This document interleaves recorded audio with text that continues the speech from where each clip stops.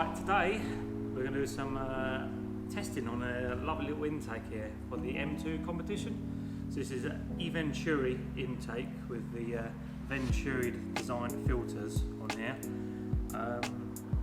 Pretty expensive, but like most things, you get what you pay for. A lot of people buy these, won't be buying really for the gains, more of the prettiness of it with all the carbon fibre, which is, as you expect from a quite premium brand, good quality, nicely made.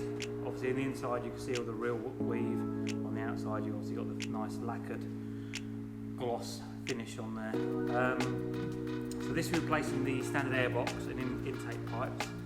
So these are your first little diverters. So these are going to attach to the original feeds, which will go through the kidney grills to the original airbox. You can also buy from the Eventuri the additional ones that come around the scoop. So you'll see them behind the kidney grills, but they are additional to this kit as well. So we're going to go into there. Replacing your airbox filter essentially is going to be this design. So on there. So that's going to be sitting into there to create a seal, so you shouldn't get the heat from the engine bay. From there, you're obviously going to have your intake, because obviously this is a twin turbo engine, but both turbos are on the same side, so you have one longer route and then one shorter route. So this is going to be the one that's going to be replacing the top pipe there. They can't really go bigger in diameter because of the airflow meter. It has to retain essentially the same internal diameter in the ID in there. So that's the reason they don't go any larger with that. You can see at this point it does go wide and a little bit bigger on there. So that's going to attach the original inlet pipe to one of the turbos, and then this one is your secondary one. Again, straight from the filter, it's going to go onto there, straight down to your turbo. So we've done a pre-intake test. So we made just over 515, near 520. So that is with downpipes and GPF back. We haven't completed the tune because we wanted to do a back-to-back test with this installed, and then we'll complete the tune once it's installed on there. So the idea today is to see how much power this Eventuri gains on the standard airbox. We're not sure it's going to gain a significant amount, maybe 5 to 10 horsepower, but like I say, most people are going for these, they're not really paying the money for the gains, just more the sounds and look. So we'll get it installed and see actually how much power we can extract from installing this.